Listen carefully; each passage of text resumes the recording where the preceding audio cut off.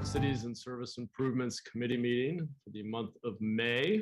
We'll welcome our committee members, city staff, and members of the public. And Rob, I don't believe we had any changes to the, just pulling up my agenda here, orders of the day. Correct, Chair. And I don't see anything on the consent calendar. So sorry, why don't we back up and take the roll call? Liccardo, Jones, Present. Foley, Cohen, Here. Mahan. Here. Thank you. Thank you. Great. Thank you all again for being here. And Rob, do you want to give us a quick overview of the reports we'll have today? Yes, Chair. Do you want to start with the code of conduct first, or do you want me to read through it, or? You know, I do not have it in front of me, so if you don't mind, that would be helpful. Sure. So the code of conduct, before we begin, reminding the committee members and the members of the public to follow the code of conduct at meetings. This includes commenting on the specific agenda item only and addressing the full body. Public speakers will not engage in a conversation with the chair, council members, or staff. All members of the committee, staff, and the public are expected to refrain from abusive language. Repeated failure to comply with the code of conduct which will disrupt, disturb, or impede the orderly conduct of this meeting may result in removal from the meeting. This meeting of the Smart Cities and Service Improvements Committee will now come to order. Okay. And then you already called the roll call. So with your permission, Chair, I'll go into the introduction and we'll start with the first item. That would be great. Thanks, Rob. Absolutely. So good afternoon, Chairperson Mahan, Mayor Liccardo, Vice Mayor Jones, and committee members, as well as members of the public. I'm Rob Lloyd, Deputy City Manager for the City of San Jose. For our May meeting, city staffs will present 3 items. First, under agenda item D1, is our bi-monthly status report on city projects and mitigations wherein projects are identified at risk. Khalid Tawfiq, the city's Chief Information Officer, and Michael Foster, our Division Manager for the city's Portfolio Products Projects Office, will present on that item. Second, under agenda item D2, we have a coordinated presentation on the City of San Jose's Safe City efforts. This is connected with the 2016 Smart City Vision adopted by City Council. Public safety needs are increasingly multi-departmental and multi-community in nature. City departments have dedicated to joint initiatives. Jay McCamus, Deputy Director of Emergency and Management, Judy Tarico, Deputy Director for the Police Department, Athena Treaty, Deputy Director for the Fire Department, and Khalid Tawfiq, our Chief Information Officer, will present on that item. And then last, we'll have D3, which is a status update on the city's innovative small cell and 5G programs.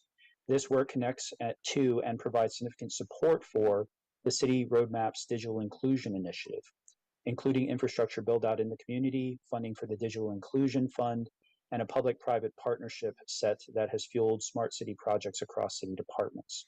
Abby Scholl, Assistant to the City Manager, will present, along with a guest, David Witkowski from Joint Ventures Silicon Valley. So starting us off for the project status report are the city's Chief Information Officer and IT Department's Manager for Portfolio Products and Projects. And Rob, just before we jump in, Mayor, did you have anything before we begin? I saw your hand up. Oh, okay. Sorry. Carry on. Sorry, everyone. Go ahead. Sorry about that. My bad. Khalid? All right. Thank you. Good afternoon, Chair Mahan, Vice Chair, Mayor, members of the committee, and members of the public.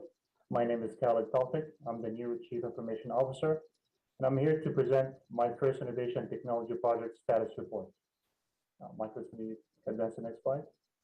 We'll start with the familiar city roadmap featuring the enterprise priorities of the City of San Jose, linking the technology and innovation activities to the overall city map. Next slide, please. Next is a status report of the innovation and technology major projects that was presented to you on March 3rd of this year. Next slide, please. Next slide, if you might. This is the next slide. Thank you. From this, we fade into the latest overall project status of the roadmap, and I would like to introduce Michael Foster, Division Chief of the C3PO, who will present the status of the completed and ongoing projects. Michael? All right, thank you, Khalid. It's great to have you on the team. Looking forward to great things. Good afternoon, Chairperson, Mayor, Vice Mayor, Vice Chair, members of the committee, and members of the public. I am Michael Foster, City Portfolio Products Project Management Division Manager. First, we'll take a look at the projects that have changed status. So taking a look here, the Beautify SJ Homeless Encampments platform is now funded. This has also been referred to as the Blight Management Reporting System. You might have heard that name as well in the past. So requirements definition starts in July on that. The East Side, Access East Side project is currently yet another victim of the supply chain issues that are delaying many projects worldwide. So hopefully we'll have some new info on that soon and be adjusting the dates as needed. I believe you're going to get a more detailed update on that later in this same meeting. The Lease Management project is currently in the procurement queue, and this committee has already heard about the goals that they have to improve procurement times.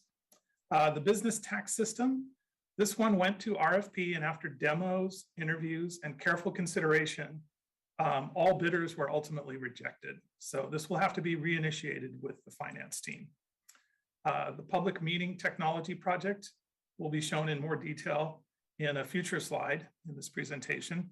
And then finally, the hybrid work environment has some timeline concerns at this moment, but hopefully we should be resolving those shortly with the use of a co-op. Next, we have recently completed projects. So the SJ Equity project has completed its initial phase.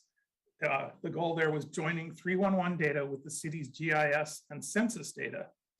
And this project now moves into a program phase of utilizing this data to target underserved communities. The plan to add 5 new services to the Sj311 app and website,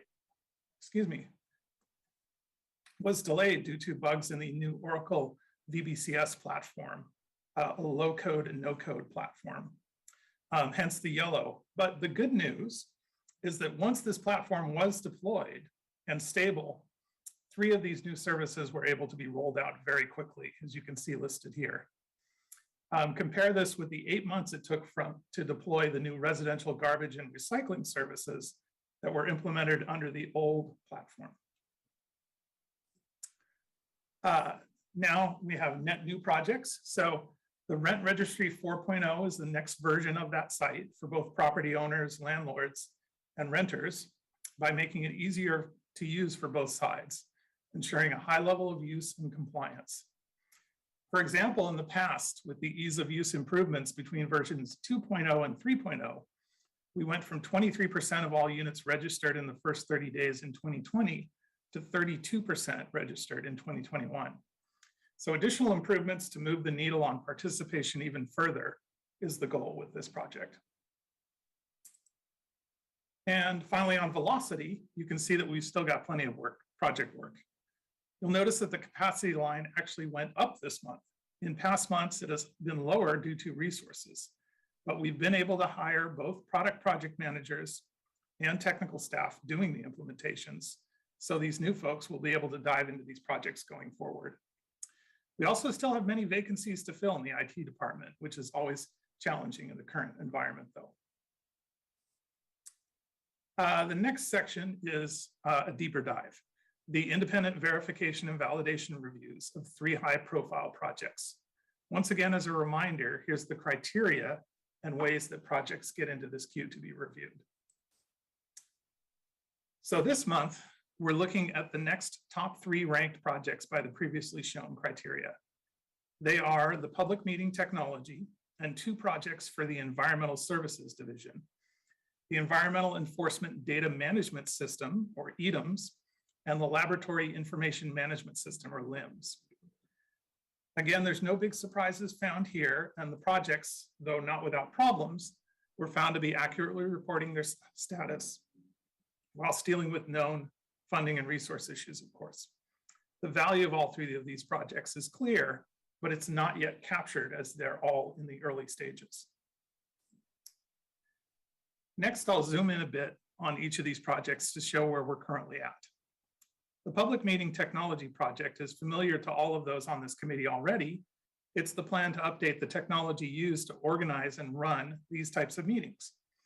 The Office of the City Clerk and others, including council, have helped us to assess the needs of a new system, and we should begin implementation in the next quarter.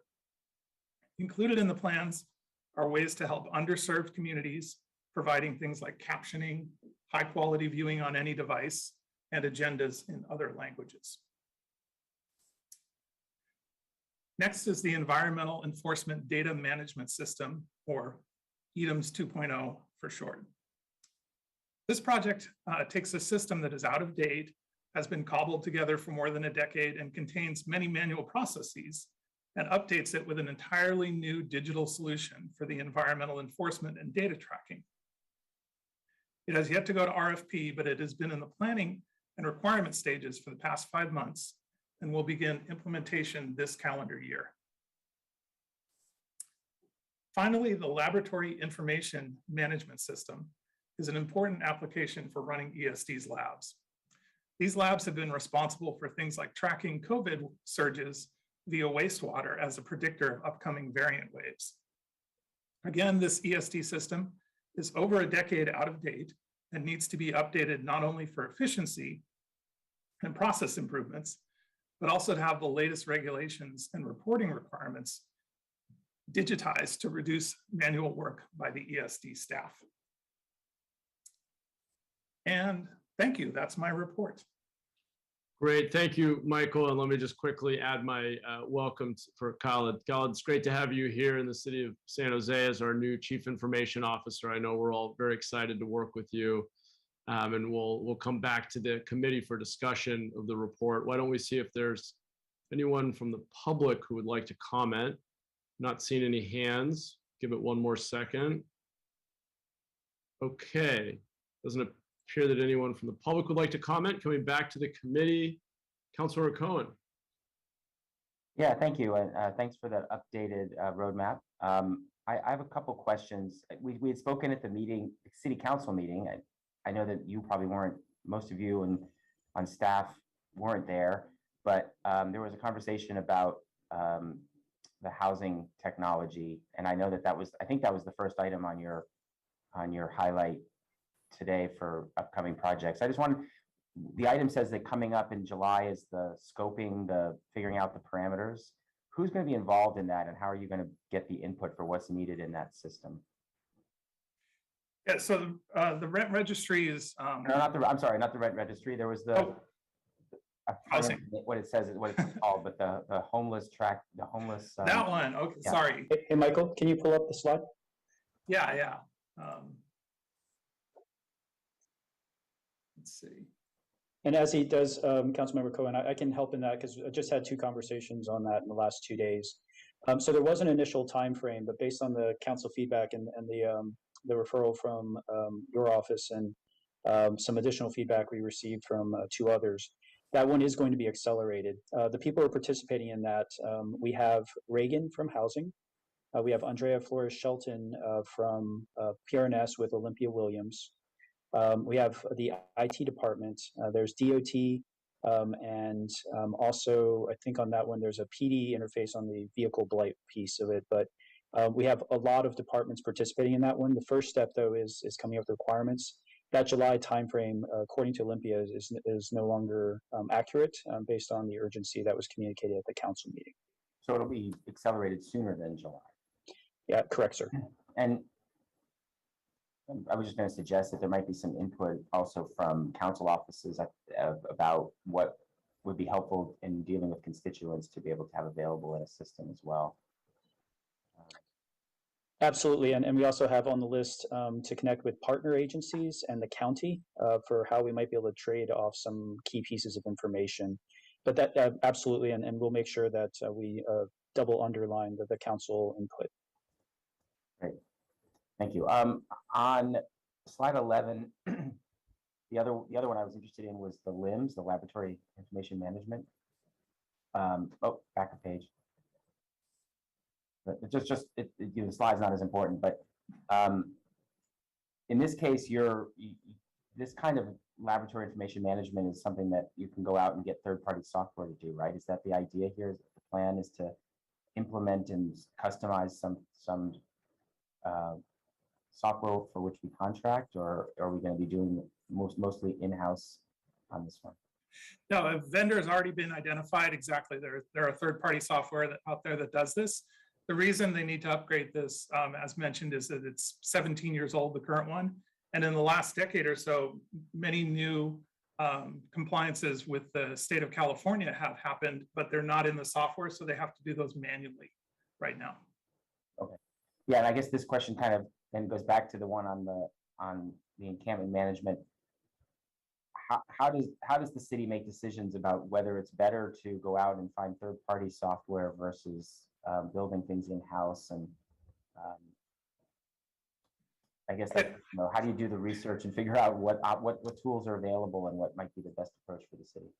Yeah, actually, I just learned this week from Drew, who's managing that project in the C3PO team, that there are a couple of solutions that other cities and counties have done that we're looking into. Obviously, another solution would be to incorporate this into the Sj311 platform, which people are already familiar with as well. So I guess we're doing that build or buy decision. And Councilmember Cohen, I can tell you what our software portfolio strategy has been up to this point. It's about 60% commercial off the shelf or software as a service solution, and then followed by 35% platform-based development, and then only 5% custom. And the reason for that is with the limited staffing, we have to overemphasize the resources where we can maximize benefit from pre-builds and where there's adequate support, updates, upgrades, security, and so forth. The 5% roughly is when we say we're doing something really unique here, and we can't get it from a COTS or SaaS option at anything of a reasonable price point. But in our software strategy for the entire City of Business Solutions, we do have that strategy just because of our resource picture and as part of our original IT strategic plan. I'm not sure if that helps. Yeah, no, that's a good answer, and I appreciate hearing that. That's what I was thinking. I mean, from a support standpoint and ongoing, future, it's always better to find somebody third party that will have support contracts with it, as opposed to something that will get out of date and need more internal resources to maintain. So I appreciate that. That's the primary, at least the first focus at the beginning, until you find out that maybe you can't find somebody that does exactly what you need. So thank you. I think that's all for my questions. Great, thanks, Council Member. We're on to Mayor Liccardo. Thank you.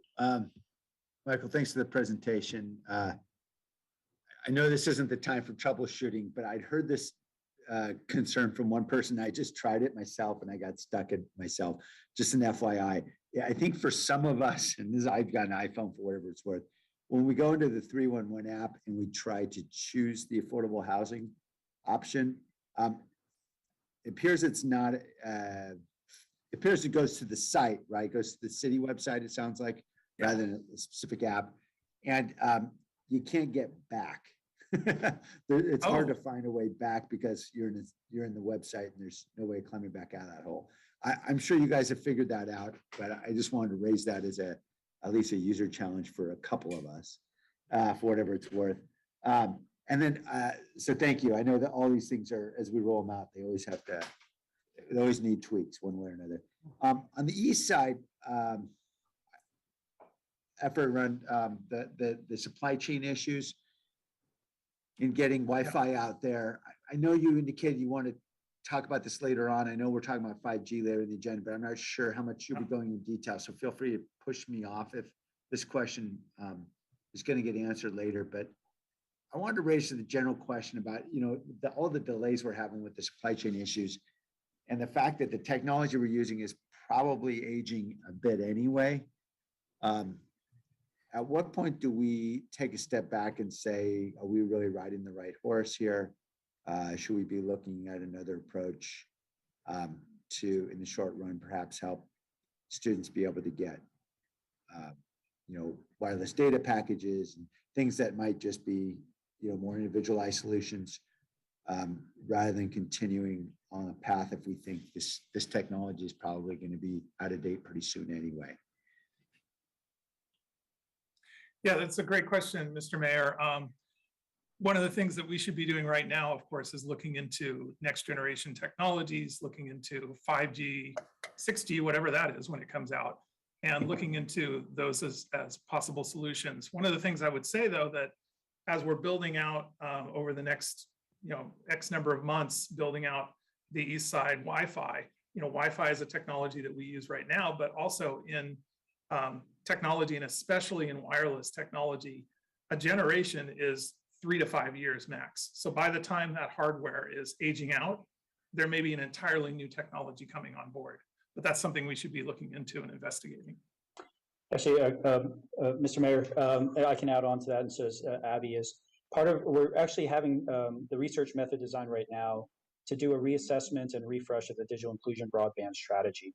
One piece of that is to reassess the technologies. It's a while ago now, but when we started that project, we actually said we were going to do 3 builds, if you recall, and we were going to do Wi-Fi in one and try Telegraph in another and try another technology in another to say what had the best coverage experience for the best price point. And then when COVID hit, we said we're going to go with our tried and true and expand that out. You're absolutely right. There are different technologies, and it's actually part of our research design for that assessment. What we're looking at now is how to pull together as many partners and then to resource that assessment work. Abby will touch some on it in the 5G, but on the network piece of it, there's also refresh dollars that are factored into that contract with Eastside Union High School District. So that, there's a good amount funded for it, but it is a part of our assessment. And we'll come to council with that refreshed digital inclusion broadband strategy with what we'll propose to you on that, hopefully before the end of this year. Okay, thanks, guys. Yeah. Thanks, Mayor. Vice Mayor Jones? Thank you, Chair. Good presentation. Got a couple questions. One is on the public meeting technology. We receive a lot of requests for translation services, but I know it's extremely expensive and oftentimes it's not utilized. Is there a plan for some type of technology deployment to address translation? At this moment, the focus is on captioning for the hearing impaired. So that would be captioning, obviously, in the language that we're presenting in. And then the focus is to provide in multiple languages the agenda services. But live translations, there are live translations available as a technology solution rather than humans doing it. It's something we can absolutely look into. Is that what you're referring to, Vice Mayor? Yeah, exactly. Right now we have humans, they're doing a great job, but it's incredibly expensive and it's often not utilized. So if there's a technology solution, I don't know, Google Translator, which actually I back off of Google Translate. I'm not a fan. But something along those lines that we could utilize, particularly in meetings where maybe we're not expecting to need translation services, but it's good to have them available just in case. And I can help in on that one as well, Vice Mayor Rob Lloyd, Deputy City Manager. So we have 3 places where we're approaching that. One is under Sj311, where we have the Access initiative.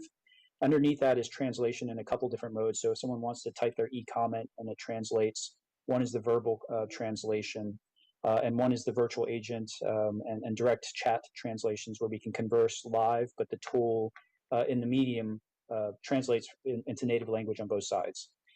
For the verbal one, we haven't identified a great solution yet. We continue to explore it with Zoom and with others, but we haven't identified something that does that culturally and topic specific translation effectively. It can get 80-85% of the way there, but important details are missed, and then the two-way is really hard. But we're going to continue on that on the accessibility part of the portfolio. We'll keep looking, but the honest answer is we haven't found something that really shines yet. All right. Next question is, I know that you're resource constraint and personnel constraint.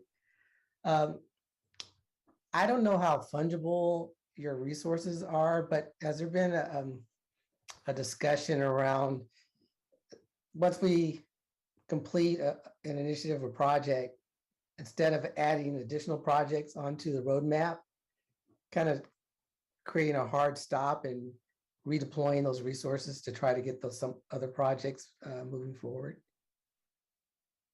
We're constantly doing that, Mr. Vice Mayor. We're constantly repositioning people as projects end onto new projects. As you've seen from this reporting that I do every other month, there's constantly new projects coming up.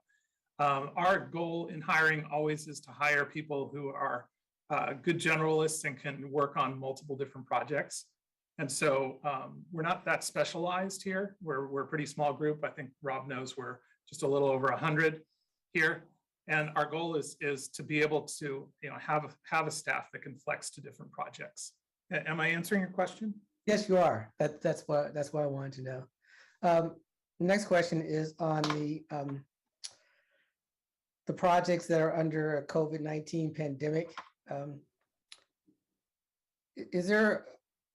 Shouldn't those projects at this point, as we're winding down our COVID response, be moved to another category? Actually, if you refer to, I think it's slide 3. And let me. Or slide 4. Or slide 4, 3 or 4. Let me share screen again. Yes. Slide 4. Yeah, I think I can help answer some of those. As we're drafting the city roadmap for council's decision and input, a lot of those do come off, and a couple of them were intended to be finished by the end of June, so the fiscal year would be that cutoff point. Firstnet deployments, for example, was supposed to be done by now. Access Eastside originally was supposed to, but we'll extend that. You will see a couple of them carry, but in different sections in the next city roadmap. But we do have that alignment and rebalancing as part of that process. And then a couple you'll see completely come off. Copier, printer replacement, we have some corrective actions we have to do on that one. But the other ones on that top line and a few others kind of interspersed here that you identify as part of COVID response and recovery. Some will disappear, some will move in other sections, some will close. Got it. And then on the business tax, which is something that I feel like that's been around ever since I've been on council. What is the opportunity cost of us not having deployed that? And it doesn't look like we're going to have it deployed anytime soon. And again, this has been around for a long time. And just tell me what the opportunity costs are for us not having that deployed. Michael, do you want me to take this one? Sure, Rob. So you're right. This is one of the first 2 projects that when I arrived at the city that I canceled because we had some resetting to do. The opportunity cost specific to your question is the current system is extremely old, unsupported. And the risk we have is if there's a hardware or software failure or a cybersecurity issue, that system has higher risk than others because there's no patching. The reinstallation would be very difficult. And so this has been prioritized. Michael had point on this one, and we have some lessons learned from that procurement. One of the things is the market really looks for tax systems to be high revenue, like $100 million tax systems plus, and they can make a couple $1 million a year on it. Ours is smaller than that. It's about $30 million worth of revenue. We actually have a team initiative to come back at this one and also look at cooperatives and even some innovative proposals. We have some other companies that are platform-based, as I mentioned earlier on Councilmember Cohen's question. There's a couple options that we have there where we can go a different route, but to not reveal too much because we have to re-procure this one. The teams are coming together to say, all right, let's once we get the feedback from the folks who pulled but didn't bid, and we get the feedback from the people who are deemed non-responsive, then let's reassess that procurement and see where we can really pin it down. The good thing I can say is that it does have a good requirement set. That's something we developed out of the first project that I canceled because the requirements were insufficient. We have a good set of requirements now, and we're more confident in it. But that procurement piece, we're going to have to get that vendor who can really deliver for us, and we didn't see that in this last round. Great. But I think you're right. It's 7 years old is the project. It feels like it's been around ever since I've been on council. And last but not least, Khaled, welcome to the city. I have to tell you though that you only get one meeting to say I'm the new CIO. After today, you're accountable and responsible for everything that's happened over the last 25 years. So Of course. Don't say it yet, Khaled. Wait, hold on to it. So congratulations and welcome. Thank you so much, Vice Chair. All right. That's it, Chair. Words of wisdom from our Vice Mayor. Vice Mayor, would you like to move acceptance of the report? So moved. Again, Great. And before we vote, I had two quick questions. One, Michael, was at kind of a high level. I noticed that over the last 2 months, a number of our projects have moved into the pink. And I'm curious if there are any underlying trends or themes. It sounded like from your description, it might just be some disconnected, supply chain here, a hiring issue there. But is there anything we should be aware of? Is there anything more systemic that we need to know? But it's a challenging hiring environment, and that's I would say complaining about that is like complaining about the weather. Sure. Similarly with the supply chain issues, that's again I think slowly resolving itself. I think a lot of this has to do with the calendar. I would say is that several of these projects were short of funding, but that funding will probably appear come the next fiscal year. I hear promises here and there, but I don't report on promises. I report on facts. And then, the procurement delays are also a concern too. And obviously this committee has talked to the folks in procurement about those delays. Yeah. Okay. Just want to make sure we were aware of that change in status, since it seemed to be a trend, at least across projects. We'll see over time. And then my second question was about the Sj311 equity project, which I'm very interested in. I was hoping you could give us a little more detail about the next steps. Are there specific services we will focus on first, or when, maybe more to the point, when would council be able to see and the public be able to see how we're using that data to improve service delivery to make it more equitable? I believe in August, Sj311 will be presenting to you again in this committee. So you will get a lot more detail there. Rob, since you're a sponsor on this, maybe you have a little bit more data to add. Yeah, and then based on the council's discussion over the last 2 weeks, there's two data points I can add. Is we're convening the groups to take a look at what's been built in a couple other cities, San Diego and Seattle specifically, to see if we can do a partnership, and that meeting is scheduled for next week. We're also looking about what we can develop inside Sj311 to use the existing interfaces we have with work management systems, so we're not spraying emails around, but if we can develop that layer that integrates. To answer your question also, Chair, is the 4 services we're looking on that one is encampments, defining them and saying who's responding to what, and council offices and departments can see that. Number 2 is how we can connect that with supportive services and partners. When we link them in, how can we give them that information? We can track their action on it, follow up, follow through. Number 3 is we also have a vehicle blight, Beautify SJ vehicles, because we've identified that we treat all vehicle abatements as abandoned vehicles, and they are not. So as you know, we have that 27% customer satisfaction rate, so we want to address that. And then connecting in with illegal dumping, graffiti, and the other things is if we can all see that together, we think that would be a very powerful thing. The ability then later on to connect it with the county and HMIS system, if they'll allow it, would then give us other insights into how we connect to the Health and Human Services response. That one's the hardest because counties tend to be very persnickety about how you connect into those things and the rules for good reasons, security and privacy. But we'll have to have much deeper and many more conversations with them before I think we can get to that point. But that first tranche is the encampments, the connection with vehicle blight, and our existing services. I hope that helps. Yeah, that's great. I'm really looking forward to learning more in the months ahead. That's exciting. Excellent. Unless there's anything else, let's vote. Liccardo, Aye. Jones, Aye. Cohen, aye. Mahan. Aye. Thank you. Thank you. Okay, we're on to item 2, which is the Safe City Strategy Status Report. And sorry, who is kicking us off there? I don't have that in front of me. Chair, this one's a big one. Judy Tarico, Deputy Director for the Police Department, will lead off for the group. There we go. Thank you. Hi, Judy. Hi, good afternoon. Chairman Mahan, Mayor Liccardo, Vice Mayor Jones, committee members, and members of the public. I'm Judith Tarico, Deputy Director for the Police Department, Bureau of Technical Services. Today, myself, Fire Department, Deputy Director Athena Treaty, Emergency Management Deputy Director Jay McKenna, and City Chief Innovation Officer Khalid Twife will present the annual Safe City report regarding the efforts we are putting forth applying technology and to improve public safety.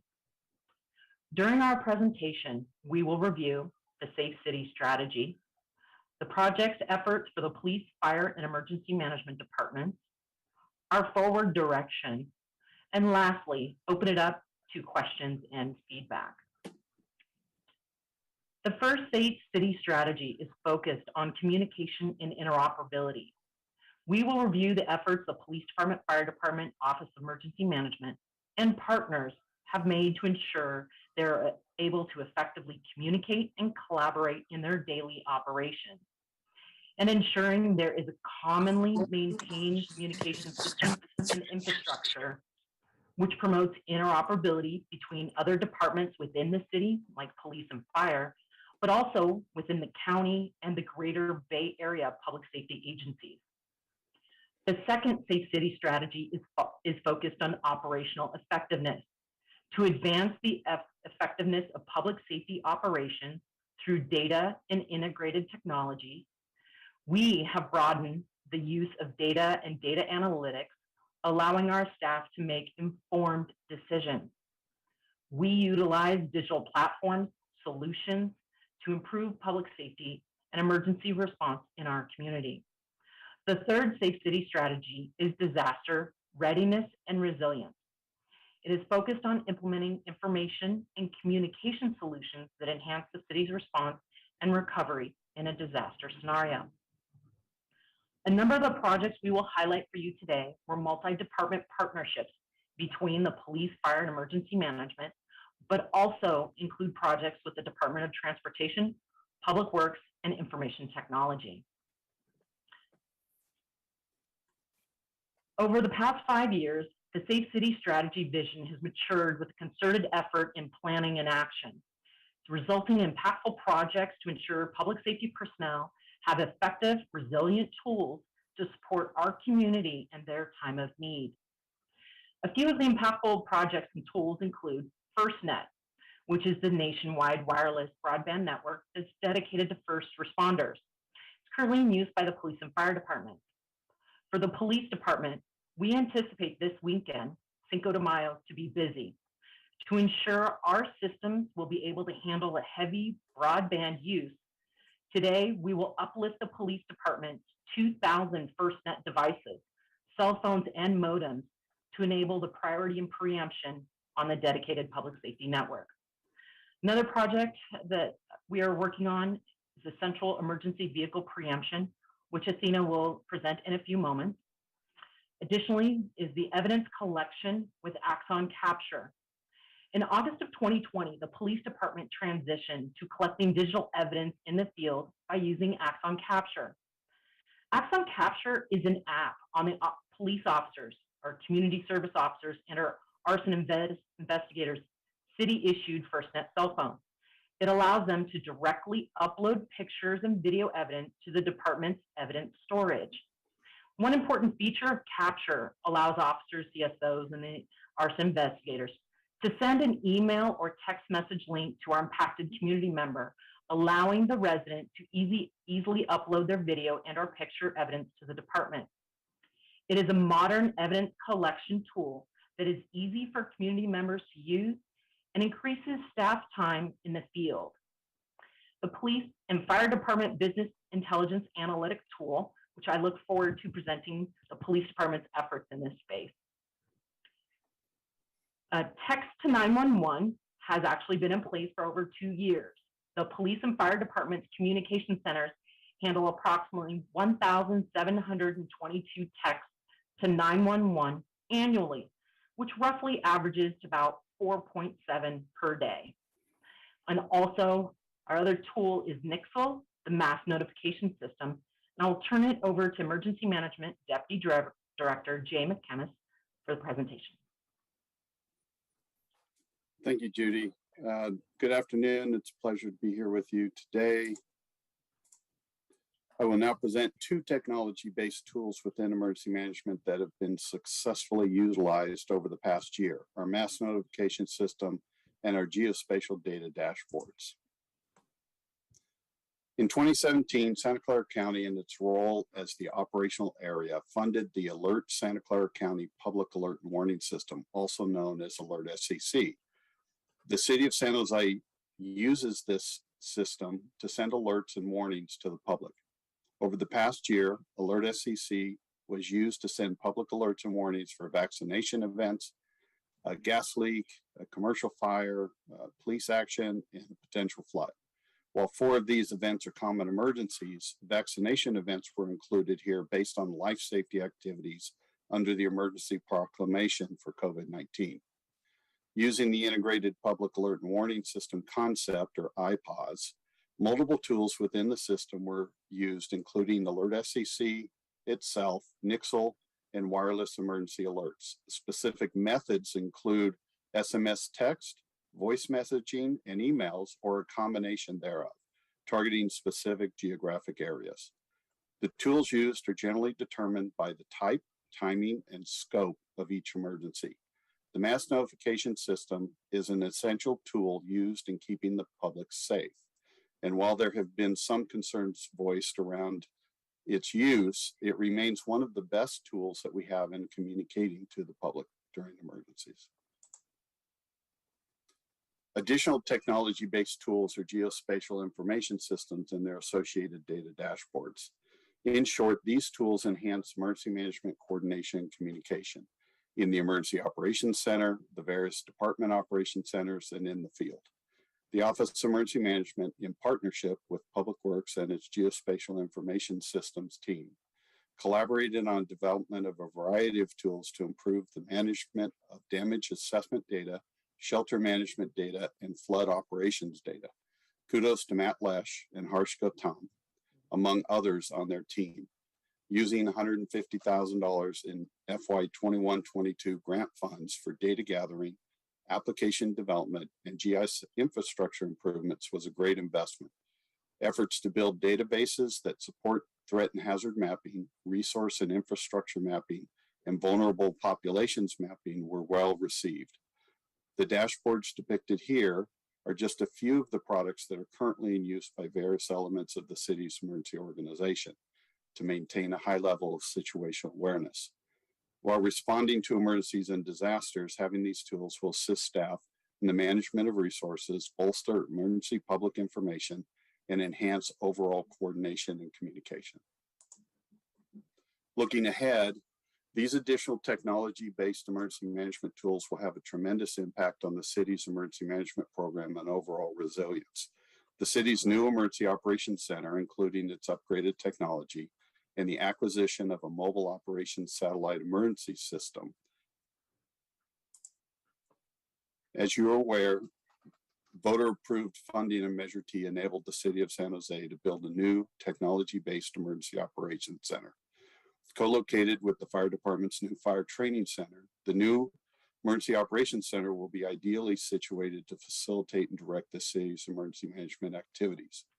As an essential building, the new Emergency Operations Center is constructed with increased seismic protection, redundant fiber connections, and backup power, among other things. This will allow it to operate when normal infrastructure has been impacted. Its 150-foot radio communications tower will provide line of sight to critical facilities within the city, enhancing operational communications during emergencies and disasters. As of today, construction is close to the 50% mark. Completion of the new Emergency Operations Center is scheduled for early 2023. The Information Technologies Department will be the first to receive the keys and begin the installation of information, data, and communication systems. It should be noted that ongoing supply chain challenges may impact the anticipated move-in date. While the new Emergency Operations Center will have tremendous curb appeal, the technology platforms housed inside will provide added value to the city. I would like to take a minute to acknowledge the contributions made to this project by two Office of Emergency Management employees, Chris Swartett and Daniel Tucker. The schematics you see here on the screen were created by them and were critical to the design process. Their individual knowledge and experience were instrumental in ensuring that the overall interoperability and redundancy goals for the Emergency Operations Center were met. I would also like to acknowledge the Fire Department, Public Works Department, and the Information Technologies Department. Without the multi-year collaborative effort of the design team, realizing that the dream of a new Emergency Operations Center for the city of San Jose would not have occurred in the time frame that it has. To continue, the technology being installed in the new Emergency Operations Center will provide a facility that is ready to go at a moment's notice. With over 24 interoperable communication systems, real-time communications during emergencies and disasters will be enhanced. The technological redundancy built into the Emergency Operations Center will improve its survivability and improve the city of San Jose's overall disaster resiliency. In essence, this capacity will allow the Emergency Operations Center to be an island in the storm. The Mobile Operations Satellite Emergency System, or MOSES, depicted here on the screen, is being provided to the city of San Jose as part of a statewide deployment project. The city of San Jose recently received $2.185 million from the California Office of Emergency Services for the purchase of one MOSES platform. The contracting process is underway and the acquisition of the MOSES platform is scheduled for the end of 2022 or early 2023. The MOSES satellite communications platform can be easily deployed to remote locations to become a communications hub for responding resources with a signal radius of up to 20 miles.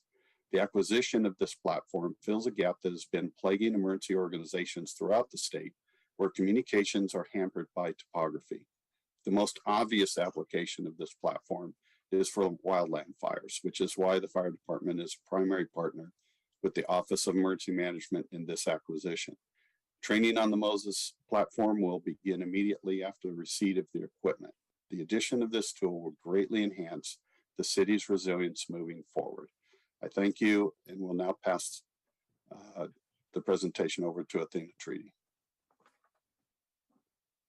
Thank you, Jay. Athena Treaty, Deputy Director with the Bureau of Admin Services with the Fire Department. Significant projects over the year have paved the way for further technological improvements to the Fire Department's operations and safe city strategies. This past fiscal year, some notable results include new software that has been added to our existing systems to enhance operational effectiveness. Avenza Maps has been in use since March of 2022. This geographic information systems tool provides fast and efficient mobile solutions for offline maps, equipping first responders for navigating remote areas with internet, network, and satellite connections.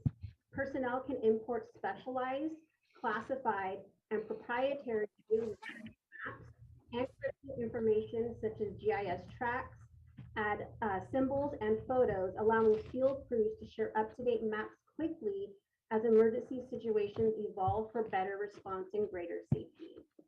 Rapid Deploy Radio Plus has been in use in the fire department since February 2022 and went live in the police department in July of 2020.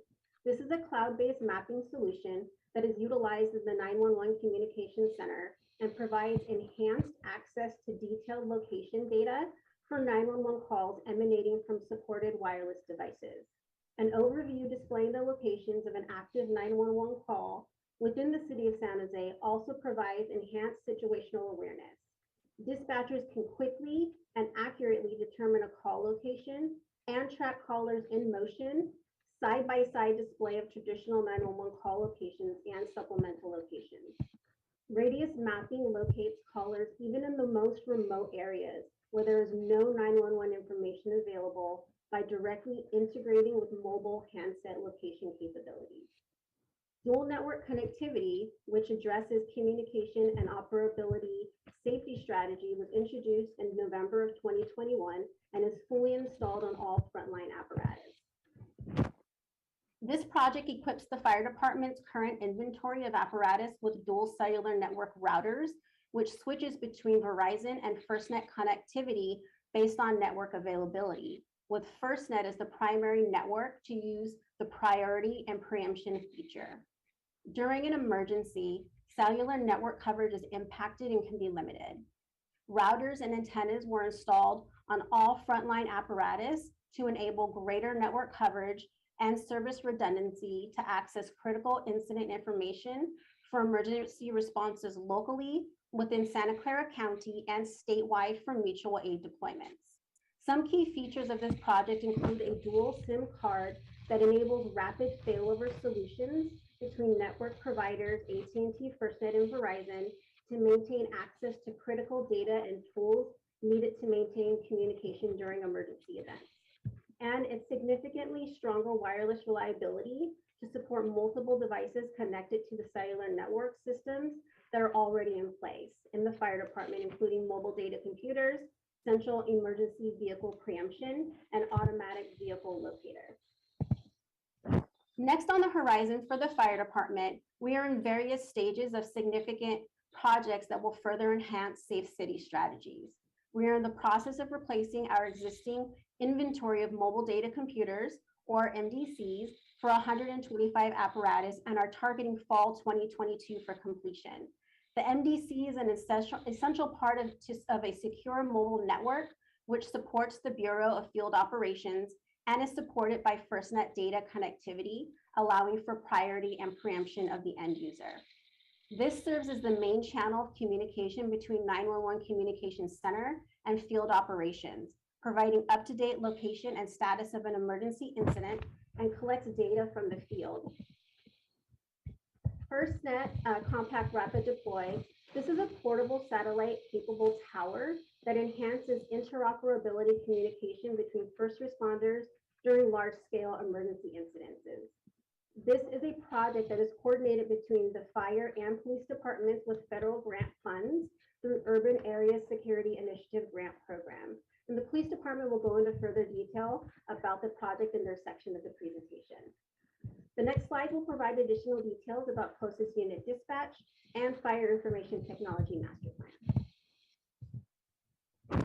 Closest unit dispatch is intended to dispatch fire resources based upon apparatus proximity to an incident rather than fire station location and first due area.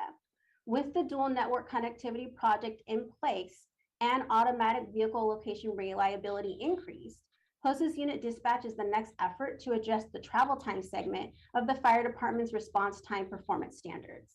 This project is included in the fire department's response time work plan that is presented annually to the Public Safety, Finance, and Strategic Support Committee in the fall. We're in the early stages of exploring this project and meeting with other fire agencies to evaluate next steps and have a target for completion of fall 2023. The police department has been using closest unit dispatch since 2007. And the fire information technology, this creates a master plan that will safeguard and improve the efficiency and effectiveness of the fire department's information technology systems to meet the needs of the San Jose citizens, provide real-time critical information to first responders during emergencies, and maximize performance. An RFP was conducted and awarded to Gartner Incorporated in December 2021, and we anticipate to have this completed by fall of 2022. The current state assessment of fire IT is underway, followed by a future state vision that will include exploration of public safety trends and best practices, alternative approaches, and development of a governance plan. The outcome will be a fire department IT 5-year strategic plan with a roadmap and recommendation that will improve public safety service delivery, business operations, customer service, cost effectiveness, staff productivity, succession planning, and IT project decision making. Next, you'll hear from Judith Tirico and Andy Smith with the police department. Thank you. Judith Tirico again, Deputy Director for the Police Department Bureau of Technical Services. The police department has completed several significant technology projects over the years, which has improved operations and the public and the police department's safe city strategy. This past year, some notable results include new software and hardware, which has been added to our existing systems to enhance operational effectiveness. The police and fire departments 911 Communication Center computer-aided dispatch software and hardware project, including upgrading all of the software. It made sure to ensure that the 911 center and line personnel in the field have a resilient and reliable system, allowing them to support the community. The patrol car mobile data computer replacement project was completed in June of 2021. The patrol car mobile data computing equipment is an essential part of the police department's secure mobile network. It allows field patrol officers to communicate through a secure Department of Justice compliant network to our computer-aided dispatch system and the automated field reporting or records management system. This project included replacing the ruggedized laptop computers, the laptop docking stations, trunk-mounted routers, GPS and router antennas, and over 450 patrol cars. The project required a significant amount of coordination with ordering equipment, imaging computers, installing SIM cards, building up install kits, coordinating, taking cars out of service, and then taking them down to the substation for install. This project was completed during the height of the pandemic and was completed within 9 months. The success of this project was due to our exceptional staff in the police department's IT unit and public works fleet teams. Our business intelligence tool, a new analytic platform I will go over shortly.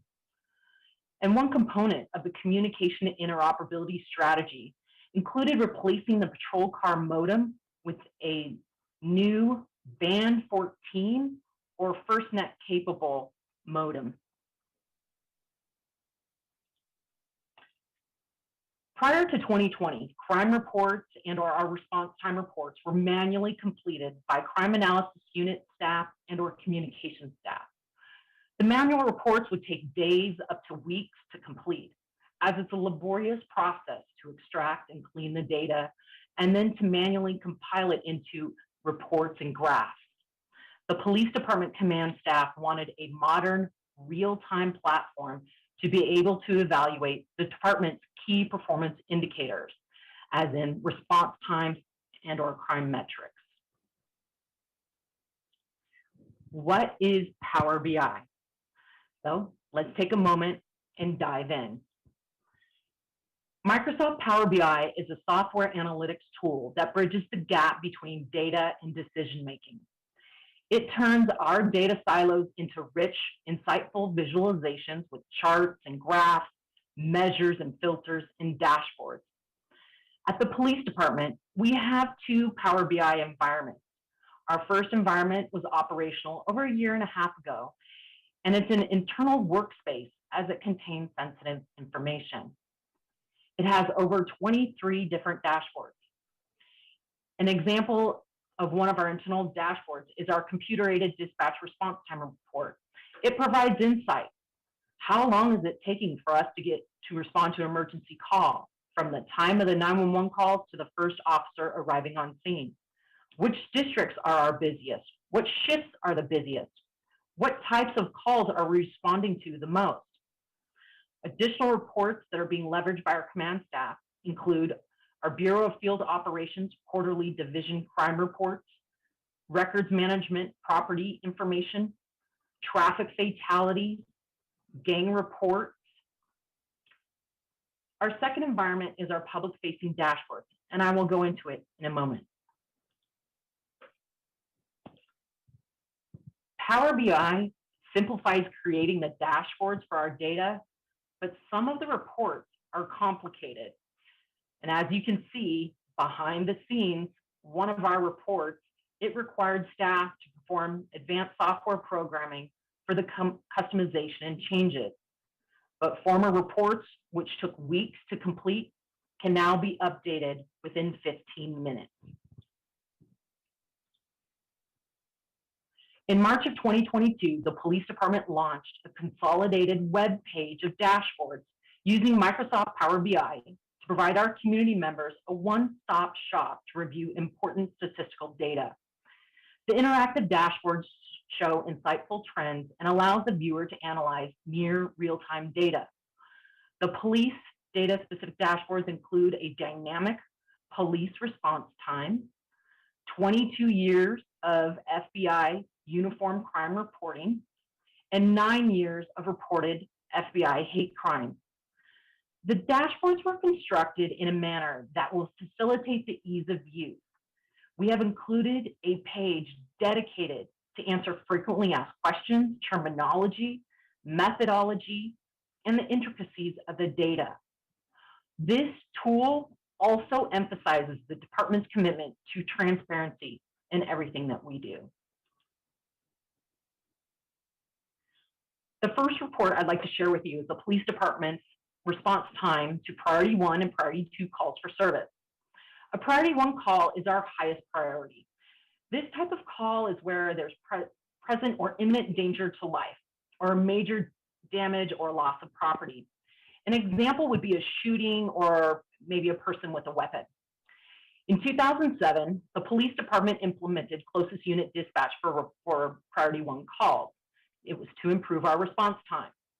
That is, when the call is generated, the CAD system searches all of the officers' locations within the city and recommends the closest 2 units.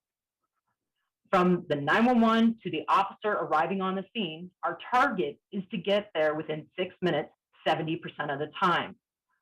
The priority 1 gauges display the department's response time within the last 24 hours, 7 days, and 30 days, and the number of calls we've received.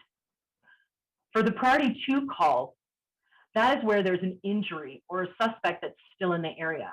An example would be an injury, accident, or a fight. Historically, these types of calls were handled within a certain police district. In 2018, the department modified the policy to improve response time. The policy widens the geographical recommendation not only to the district, but to the adjoining one as well.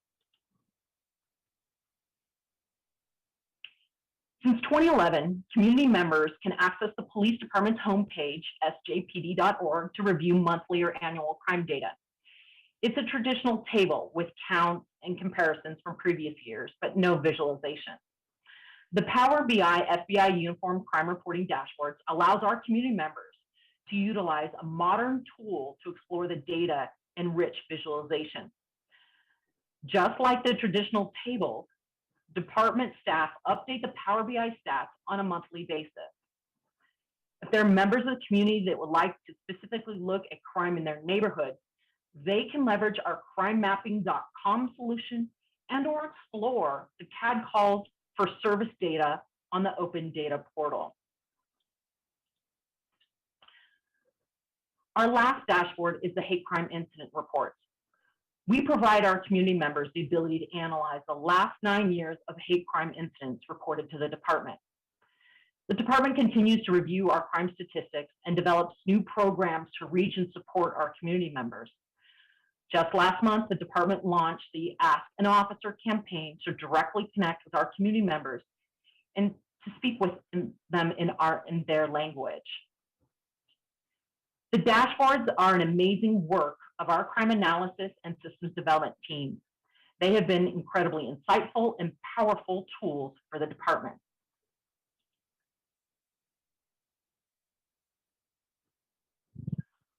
I would like to take a moment to celebrate our success and our exceptional people. Earlier, I spoke of the 911 Center computer-aided dispatch upgrade project. It was a 1.5-year-long project. The team you see before you consists of 42 members of the police department and fire department's communication and IT divisions who worked diligently to ensure a smooth transition. In February, we only had an 1.5 hours of downtime as the project team transitioned line personnel to the new platform. This included 23 new servers, 128 desktop computers, 625 patrol cars and fire apparatuses with mobile data computers. Next slide, please. The police department direction forward includes a new modern electronic citation solution. Officers will utilize their Firstnet cell phones to issue citations. The platform will improve efficiency and accuracy. Silicon Valley Regional Communication, the critical support and maintenance of this infrastructure for public safety. Our radio replacement project, which will replace the handheld and portable car radios. And lastly, the Firstnet compact rapid deploy. I will turn it over to the Police Department Interoperability Communications Manager, Andy Smith.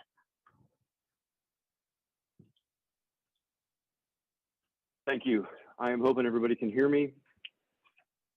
One thing that we wanted to talk about is also the Firstnet deployable assets, which we actually have on site right now at the command post for Cinco de Mayo.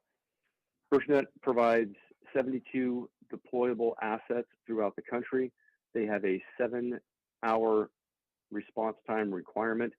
They come in very many different shapes and forms, including the trailer pulled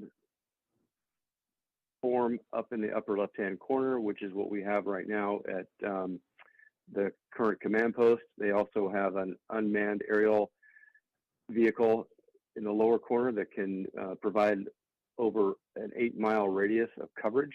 And they also have what they call the SAT-COLT, a satellite cellular on light truck, which is in the right-hand corner. There's also a blimp, which I think takes a hurricane to get, but I've been asking for it and have yet to be able to see it in action. So Firstnet by contract does have response requirements to fill in for AT&T outages and or in rural areas where there is no coverage. Next slide, Athena, if you're still running it. Okay, so is what we have also found is that now available to jurisdictions is the compact rapid deployable. We have put in for 1 for the police department, 5 for the fire department, and they have a proprietary radio on it that only these deployables can have to access the Firstnet network. They can come in and they can join the network via satellite, via hard connection, or even the natural or celestial cellular connectivity. Right now, the radio from one of these devices is also in play at the command post for Cinco de Mayo. So there's a lot of new things on the horizon. This will provide us the ability to bridge that 7-hour gap to provide cellular coverage in a 1-mile radius that we can deploy ourselves technically with one person with a regular trailer hitch, and it can be deployed within 15 to 20 minutes upon arrival to the scene. So with that, this concludes my portion, and now we're to questions and feedback for anybody from the council or committee members. I will turn it back over to somebody with a higher pay grade. End of report. Well, I don't know about that, but thanks, Andy. I'm also interested in seeing that blimp. And Rob, you were not joking. That was a very full report. A lot of great initiatives. Love the dashboards. Thank you, Judy, Jay, Athena, and Andy. And sorry if I missed anyone, but appreciate all the great updates. Let's go over to public comment. I'm not seeing any hands, so we'll come back up. There we go. Okay, number ending in, as soon as we have the timer up, we will go with 3520. Go ahead. Hi, Blair Beekman here. Thanks for seeing my hand. I'm using the phone today, and I thought I'd raised it, and so thanks. Thanks for noticing. This was a very full item. Thank you very much. Thank you for your reports on emergency preparedness practices. I've always tried to offer how impressed I am that San Jose they've gone above and beyond how to present, emergency preparedness to the community. They've done something really awesome with it that I think no other city in the Bay Area has done to their level. Thank you. It's been really helpful. I hope that, in the reporting of emergency preparedness that, as always, that, emergency services communication, there can be ways to develop it not only with the new BayRICS program, but in ways that the everyday public can also have open lines of emergency communication at times of emergency. To work on that, really be clear on that. That's an important goal that I hope we can talk about here more often. Another factor is that, and how we're going to be considering funding for the future emergency planning in the next few years, it's not all about the police. There's fire issues, there's a serious health and human services component to that I think walks in the ideas of Reimagine incredibly well. That, it's a community effort that we can do this without so much police, that a lot of other factors involved. About the police reporting on Axon dashboard things, thank you again. That as a city, we're really working towards how body camera footage itself, I think, can be just a bit more accessible to actual victims of crime. We're trying to figure out ways we can do that here at the local level. It can present good examples to the Bay Area. Good luck in those continued good efforts, how the future of body camera footage can be made available to the public when needed. And if I don't know how much time I have left, but to try to quickly conclude from the previous item. That just takes us to the end. Thank you so much. All right, we're going to come back to the panel and back to the committee and see what discussion we have around the Safe City Strategy Status Report. Do any of my colleagues have questions? I'll make the motion, and I'll also say it was a very thorough presentation. Any questions I might have had were answered, so thank you for being so thorough, and so moved. Second. Great, thanks, Vice Mayor. Mayor Liccardo. Hey, thanks. Really appreciate all the hard work. And, I want to say, particularly in the fire department, I've really seen very explicit use of technology and data tools to really drive performance and improve response. And I can remember, sitting down with the chief way back when Chief Sapien came in, I think it was maybe 2017 or so. We were grappling with EMS response time issues, and it obviously is a life or death issue for those patients that the fire department would be responding to. It also was relevant to our ability to continue to secure funding through the county and the state. And there was an awful lot at risk, because we knew if the funding went away, that meant our response would continue to degrade. And so I just saw really the whole department leaning in a big way, in a very intentional use from the very top of looking at this metric around EMS response time and really focusing on how we could dramatically reduce that response time using CAD dispatch, the dual, I'm trying to remember the exact term, and how we're able to now, this is something I know we've been working on for several years, but being able to switch back and forth between AT&T and Verizon and so forth, to be able to have cellular connectivity regardless of where we were in the city. The fire station alerting, the GIS map, all the work that was being done, and every step of the way it was, hey, we think we can take another 20 seconds off the response time this way or that way. I appreciate what the fire department's done, because it was very focused, very intentional. There was a clear goal, and the benefits were so obvious.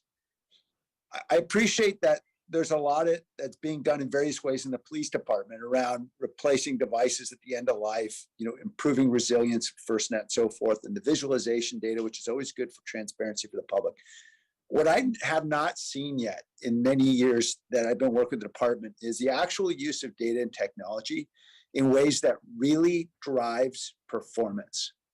And by that, I mean, I have not yet seen real demonstrations of, hey, here's how we're using our data and really focusing on improving our response time, improving our clearance rates, better deploying officers to locations where we know we're likely to deter crime, or maybe even at simple tasks like how we can improve public records responses, because we know that's a huge burden and pain point for us because it's so labor intensive. And so I guess I wanted to say, I think there's more we can do. And particularly on the police side, I would like to see us really digging in with the use of data technology around those very important, I mean, the metrics I know are obvious. I don't need to tell anybody. It's around how we're able to reduce crime, clear investigations, and improve responses. And I just think that the fires provided a great model in this area. So anyway, I look forward to digging in more on this. And just to give a small example, just from my conversations with folks at the DA's office, I can remember a DA recently telling me as a line prosecutor, hey, we had witnesses who really wanted to provide evidence to the police department on this, and they didn't know how. And there's nowhere on the website where they can just go and provide video or photos on this particular crime. And the police department's approach and MO has been, well, officers are going to tell a particular individual, usually the complaining party, the victim, hey, if you have if you have photos or video to submit, here's a link. All right, here, send it to this link. And that's great, except what we know is that there's a whole lot of other witnesses, maybe they're neighbors, maybe they're people who don't have any contact with that particular detective who's investigating that officer, and they don't have that link. And there's no way for them to provide that. So I just feel like there's more that we could do, particularly given where we are in Silicon Valley. And I would love to be able to do a deeper dive on this, because I know other departments are doing it. And so anyway, I look forward to continuing this conversation in the weeks ahead.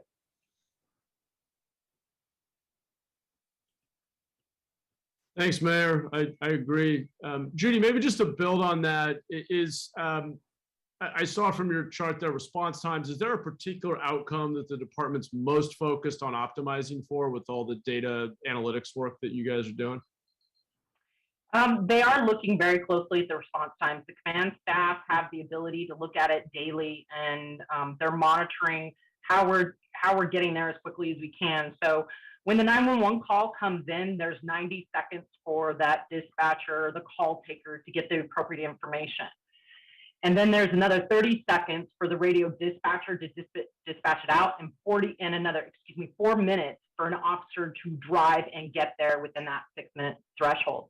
So we do look at those metrics quite frequently, and the chief has also stated for his captains as well to be looking at those metrics and looking at the crime metrics as well on a daily basis. And thank you. And when we have those segments, are those broken out and tracked on a per call basis in a dashboard that you're able to use? And those sound like those sound like reasonable benchmarks or targets to hit, but are we tracking that on a per call basis and able to analyze where the bottlenecks may be? Yes, we absolutely are. On our internal dashboards, we have specific case data that tells us this call and the case number and breaks it down on every single metric. So that way they can look at it from our communications manager to see if there were calls that were pending way too long, or if there were other calls that were working. So sometimes if we have a homicide or an officer involved shooting or something along those lines, it's gonna take us longer to get from one call to the next, that we don't have the close units in that area. Right.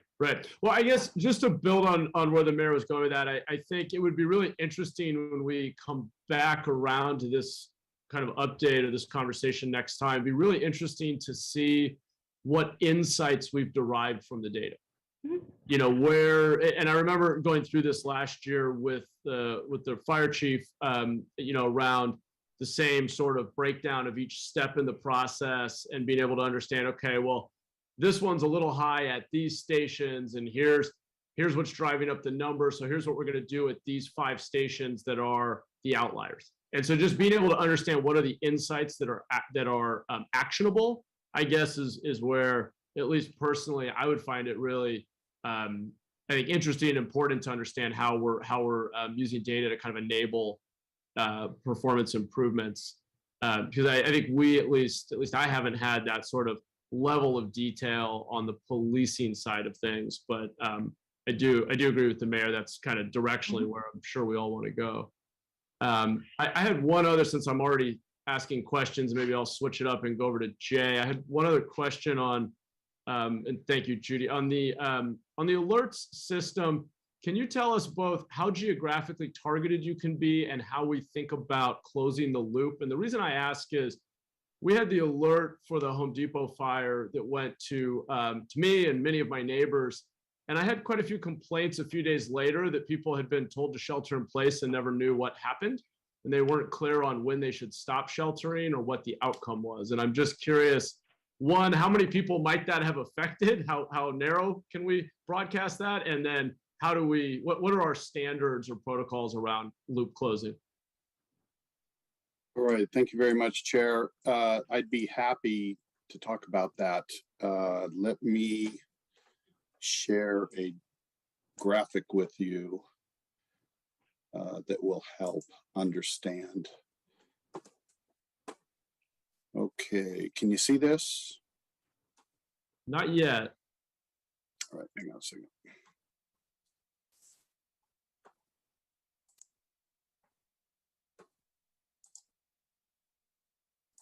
Okay, can you see this? Yes. Okay, so there's a couple of things to note here. In the platform for Alert SCC, and actually the vendor is Everbridge, and it brings together a lot of different tools and capacity to do different things. What you see in the upper left-hand corner is the actual polygon that was created to utilize white page information and specific Alert SCC information that's been provided by residents to contact them and provide information. And so that's one of the forms that's actually our preferred method, to keep it to a tight blueprint, you know, a footprint, so that we just message those individuals who are most at risk. In this case, we were talking about a plume, and plumes, of course, are driven by wind and the direction that they're going. We get our directions from the incident commander in the field, who says this is where it's going and what we need to target. And so the protocol, the short of the long of it is, the protocol is to follow the direction of what's happening in the field and apply the appropriate tool to meet the need. Some of the tools that we have in the Alert SCC platform are unwieldy. And what I mean by that, EAS, for example, everybody's heard about the emergency alert system. That is a behemoth when it comes to notification. It hits everybody everywhere at the same time, and normally used for catastrophic or, you know, national emergency events. The Weather Service has a portion of that. They will send out information based on their specific framework that they have in their system for weather alert. And it doesn't necessarily match anything that we have. It's just tied to that. This system here that you see in the upper left-hand corner is specifically something that we can draw. It's heavily dependent upon the information that we have. So, you know, you've heard in the past, we push all the time for people to sign up for Alert SCC, provide their information, you know, the phone number they want to be contacted on, the email address, all of this, because there are limitations to what we can do in SMS text, depending on the alert, 128 characters, 148 characters. So we always like to have that additional ability. Now, switch that to the Nixle, which was brought up. If in the lower right-hand corner, if you see that blueprint there, that is the zip code that was southwest of the impacted area. The only way to utilize Nixle, which actually has the biggest number of subscribers, is to actually send it to that zip code. So what you get is everybody that falls. And if you notice, they're not the same. They're not, you know, those blueprints are not the same, but that's the limitation of the system. And so the challenge we always have, and what I had in my presentation, is trying to find the right combination of tools that gets the best impact for the type of event that we're talking about, and then apply those tools. It's not a perfect system. And a lot of it has to do with the lack of data. We can't force members of the public to provide their information. So it has limitations.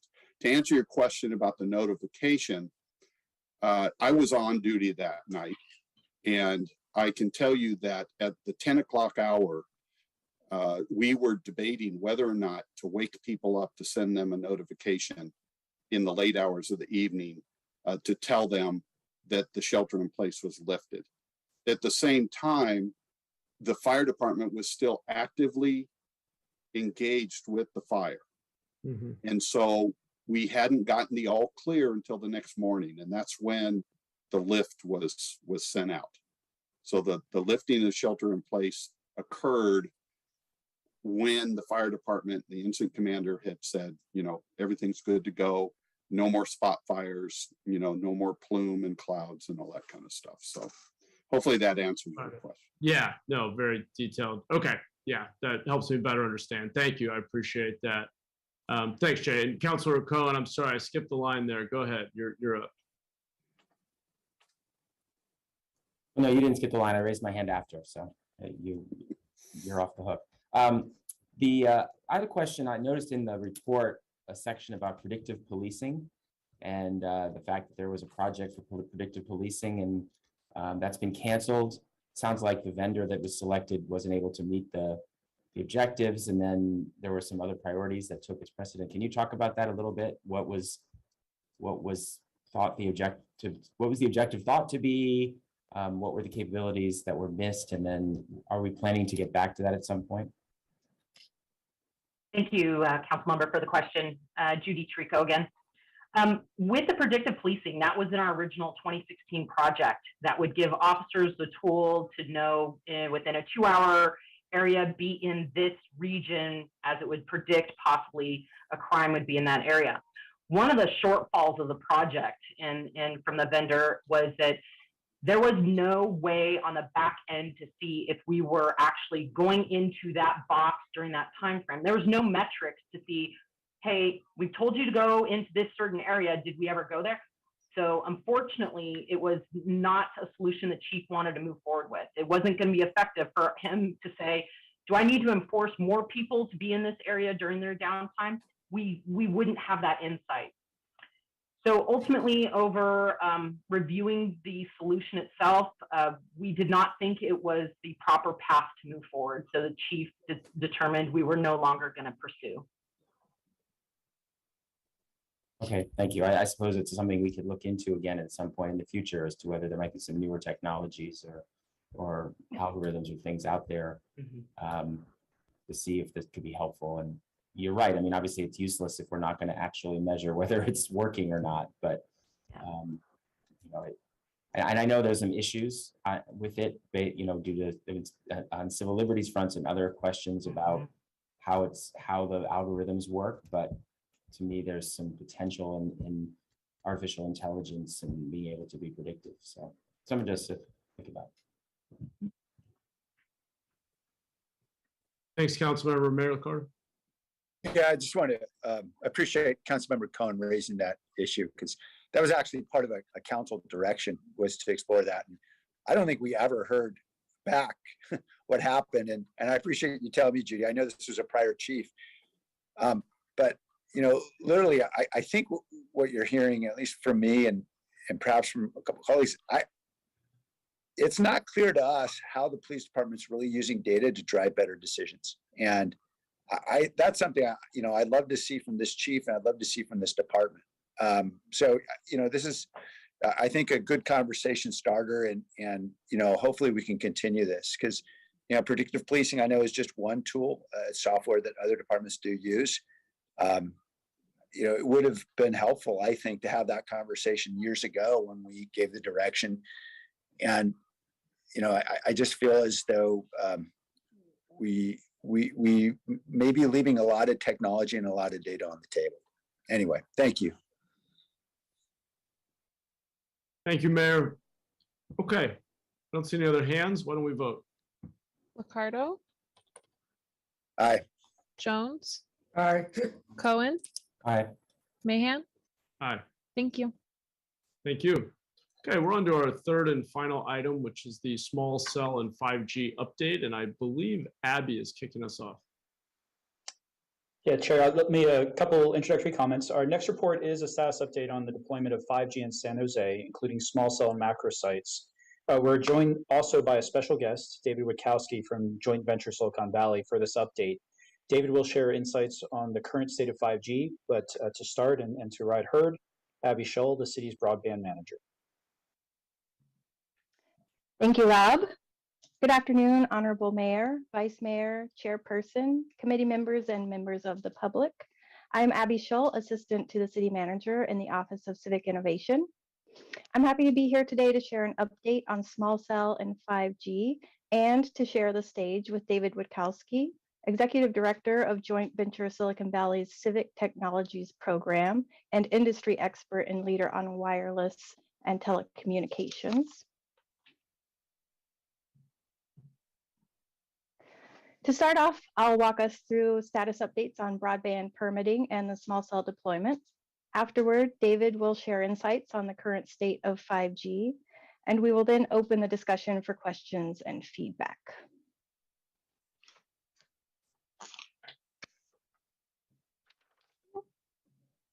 Jumping ahead of ourselves.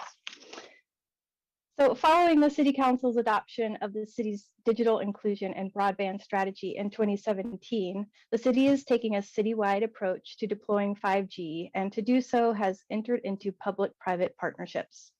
We have small cell agreements with AT&T and Verizon to deploy small cell antennas on city-owned streetlights, fiber optic line agreements with AT&T, Verizon, and Comcast for the network backhaul that supports their services and networks, and a macro cell agreement with T-Mobile. These partnerships bring over $1 billion in private network investment into San Jose at zero cost to taxpayers, while providing the telecom companies fast and predictable permit processing. In addition, small cell lease fees go into the city's Digital Inclusion Fund, which supports closing the digital divide in San Jose. So far, approximately $1.5 million in small cell lease fees has been distributed to community-based organizations who have digitally empowered over 4,000 unconnected households with a suitable device, affordable internet service, and digital literacy skills training. Other benefits have also stemmed from our small cell partnerships, including over $4 million in in-kind smart cities pilots and initiatives, such as AT&T sponsored community Wi-Fi at several community centers, smart lighting at several parks, and over 15,000 digital inclusion hotspots deployed during the pandemic. And Verizon sponsored intersection safety analytics to support Vision Zero, traffic data services for smart traffic management, and smart fleet management services. The city has developed best-in-class permitting processes through these partnerships. The permitting teams coordinate reviews across multiple departments and divisions to reduce overall review time. Efficiencies have been gained through operational improvements like construction drawing checklists, templatized plans, providing an online small cell map, and enabling electronic plan reviews. These improvements have resulted in permit reviews that are complete within days, not weeks, and review capacity that meets or exceeds current demand. Within the small cell and macro cell agreements, we have goals and timelines for swift permitting. Starting with small cell, the overall goal is to permit 3,100 sites by 2028. You'll notice that this goal is decreased from 4,000, and this is due to new frequencies being made available for 5G that primarily use macro cells instead of small cells. The target review time for small cell permits is 30 days from intake to permit issued, with a goal of 30 permits issued per week. So far, 1,928 permits have been issued, which is 62% of the adjusted target of 3,100 in total. Permit reviews are complete within 12 days on average. Due to a slowdown in the number of permits requested by the telecom companies, the small cell team has adjusted their review capacity down from nearly 40 per week to 20 per week to match actual demand. On average, about 6 permits are requested per week, and 3 or more are issued per week. For macro cell, the overall goal is to permit 240 sites by June 2022, though we expect to extend this timeline to December 2022. So far, 148 sites have been permitted, which is 62% of the total goal. The target review timeline is 5 days, with 20 permits issued per week. Permit reviews are complete within 6 days on average currently, which is just above our goal of 5 days. The team has developed the capacity to complete 20 reviews per week. However, current demand is lower than this as measured by the weekly permit requests. Currently, about 3 permits are requested each week and 3 permits are issued each week. All of this work and the permitting excellence that makes San Jose a model that our partners are happy to point to is due to the incredible small cell and macro cell teams. There are many people to thank for contributing to this work. I would like to highlight a few, some of whom are pictured here. Thank you to Jeff Lee, Liz Koki, and Jay Guevara for their leadership and innovative problem solving on the small cell team. Thank you to Stephanie Farmer, Leslie Domindan, Jagdev Mavi, Ron Davis, and Tony Flores, all members of the cross-departmental macro cell team, for their tenacity and tireless efforts to streamline macro cell permitting. And huge thanks to all who are part of these teams.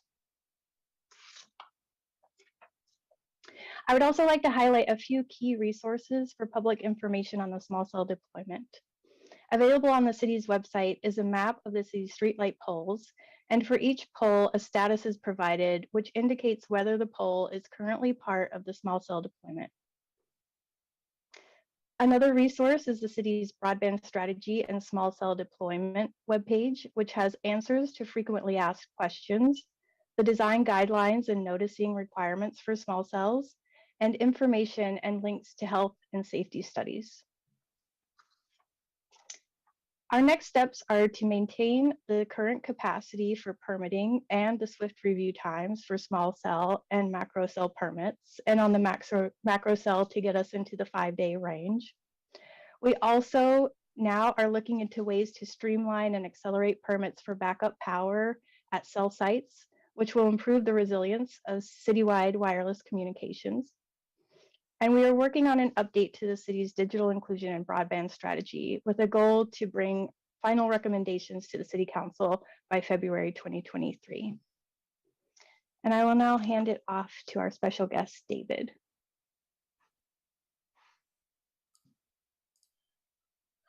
Thank you, Abby. I really appreciate the opportunity to be here.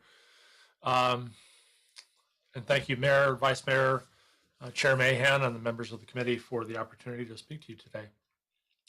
Talking about the process of small cell and wireless in the city of San Jose, I really want to say that, you know, it's such a change from the way things were years ago.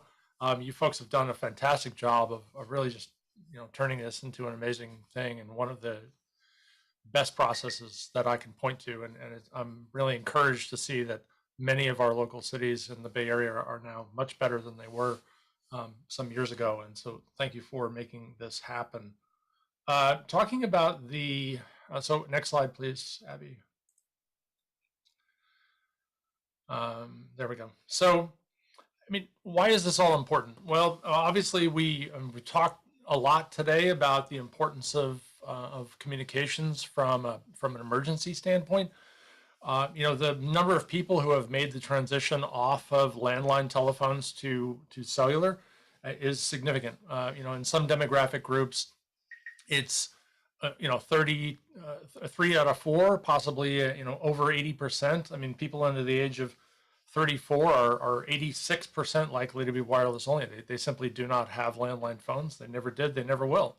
And I think a key point here, as we talked about earlier, is public safety and the fact that 80% of all calls nationally to 911 come from wireless phones. So if we're talking specifically about the impact on public safety, I think getting our networks improved is highly critical. Next slide, please. And the challenge of why 5G? Well, 4G has been a great technology. It's certainly enabled an amazing economy that has developed so much for the Silicon Valley. Many of the companies that we call unicorns in technology are based on mobile strategy. But the 4G network was really designed for personal devices. It was designed for smartphones. It wasn't really designed for the Internet of Things. It wasn't designed to support very much in the way of smart cities. It's not optimized for fixed broadband. You can get some fixed broadband on 4G, but it really isn't something that they're pushing. And the reality is that LTE, which is the technology that is used to support 4G, is capacity limited. You can only have a certain number of users on a radio. And we saw this overload during the pandemic, where, of the 16,000 distance learning connections that were created by the Santa Clara County Office of Education, over 14,000 of those were created with LTE hotspots. Thank you for making the network better before the pandemic. I realize that wasn't intentional, but it was great that the network did work, because those hotspots would not have been useful without the network in place. But it also did, metrics show that this increase in usage did have a capacity effect on the network, and we did see overload in some areas. Next slide, please. This leads us to the question of why 5G.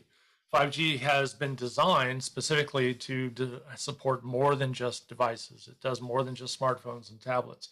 It's been optimized also for the Internet of Things and smart city use cases.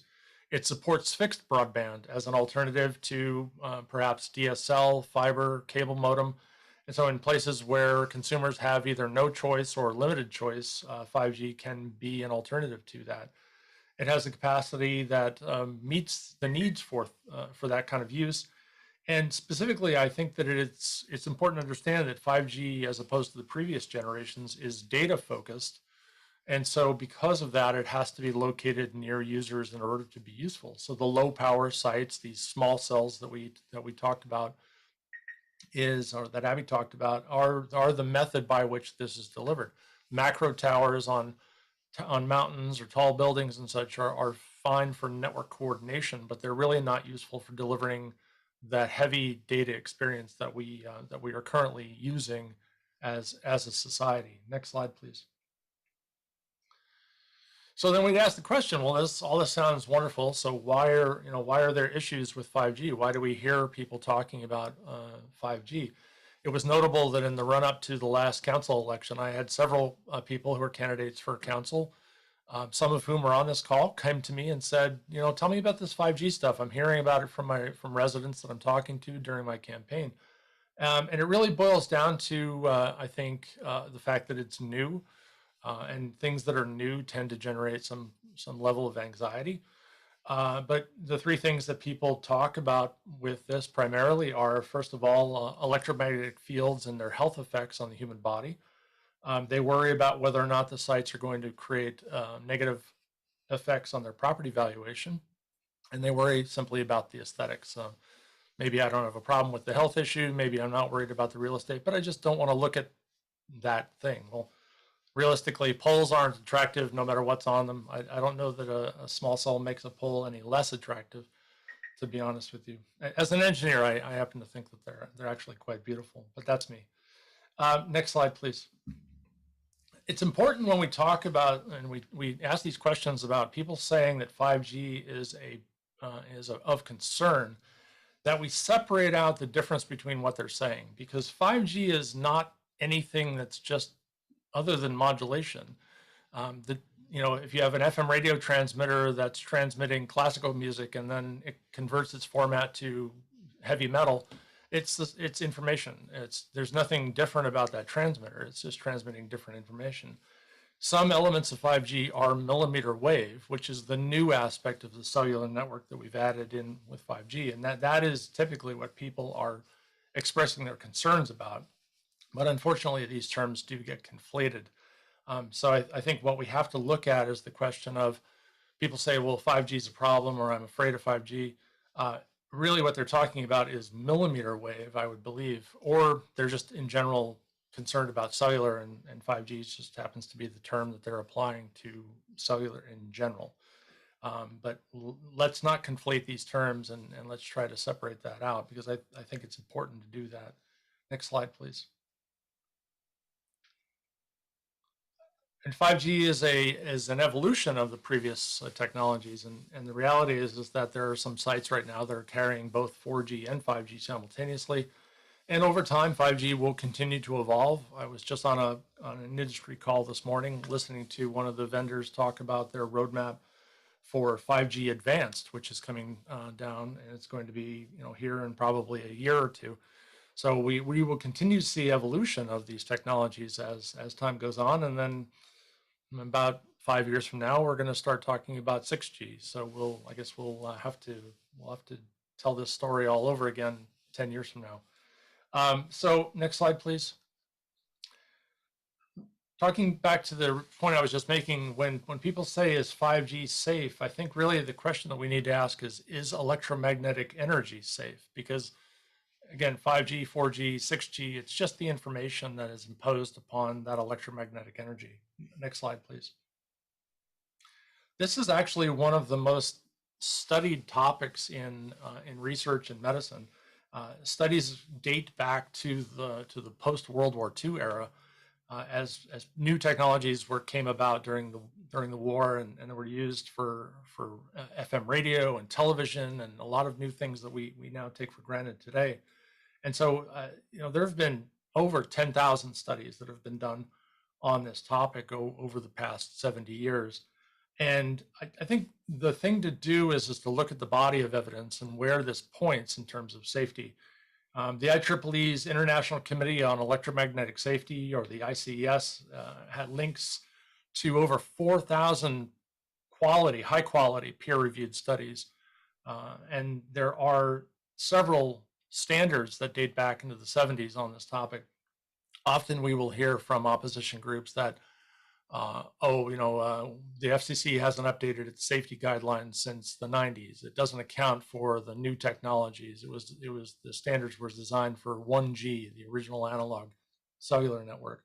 I mean, the ICES data is very exhaustive in this regard, and shows that there are, aside from heating, which is a known impact from electromagnetic energy, and probably the best electromagnetic energy heating that we know of is when we walk outside on a sunny day and we feel our bodies heating up. That's because the sun is emitting electromagnetic energy and it's warming up our bodies. The FCC has not changed its guidelines on this since the 90s, because frankly, physics hasn't changed since the 90s. And in the 1996, they put out the original OET 65 guidelines, which your city requires everybody to adhere to, as do all cities. And the IEEE C95.1 is the standard by which, or from which those guidelines are derived. They issued an update in 2019. The FCC said nothing has changed, ergo nothing has changed. In terms of millimeter wave, I mean, there have been more than 100 studies that have been done on this topic, and none of them have found adverse effects on the high quality studies, the peer-reviewed studies. But I do maintain, because of course good science is an ongoing process, that we do need more studies in millimeter wave, because 100 studies relative to 10,000 studies is a small amount. And so I would argue that we do need to continue to look at this so that we can reassure the public, keep looking at this topic, and the science is not settled on this topic. So let's keep looking at it. Next slide, please. And then we compare this with the, what I would put in quotes as science, because it truly is not science, but it is rather sort of supposition and inference from correlation as opposed to causation. Probably the most widely cited report on this topic comes from a group called the Environmental Health Trust, and they put out a report that was called the Bioinitiative report. It's widely cited by opposition groups, but it has also been widely debunked in peer reviews. There have been notable reviews of the Bioinitiative report. Specifically, the IEEE's Committee on Man and Radiation did an extensive review of it in 2009. Varshavy did a work in 2012. And it was specifically, I think Varshavy's work is really notable because he graded not only the Bioinitiative report, but he also graded 33 other reports on health effects. And he graded the International Committee for Non-Ionizing Radiation Protection, or the ICNIRP, the IARC, the SENHR report. all at a 10 out of 10. In other words, they got every question right. You know, it was 100%. He graded the Bioinitiative report 3 out of 10, meaning it was 30%. And if your child brought home a test that was graded 30%, got 3 questions right out of 10, you would probably have cause for concern, and you might be wanting to talk to them or talk to their teachers. So I don't think that the Bioinitiative report got a passing grade on that one, but it is still probably the thing that most of the opposition groups hang on to as evidence, and I'm making finger quotes when I say evidence. Next slide, please. And so in summary on that, I would say, you know, if that comes your way, I would be comforted to know that that is not something to be concerned with, and you can, with I think with a good conscience, dismiss anything that refers to Bioinitiative.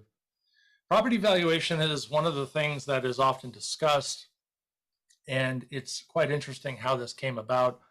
In 2005, there was a realtor who was a researcher, and she was under contract with a group in New Zealand near Christchurch that was opposed to a cell site. And they asked her if she could find evidence that would show that the cell site would cause problems for them. And so she found that they had property devaluation. And what was interesting that she did this via a survey as opposed to a study. So surveys are interesting, but they're like polls, and they can be wrong, as we've known over the past few years that polls can be wrong.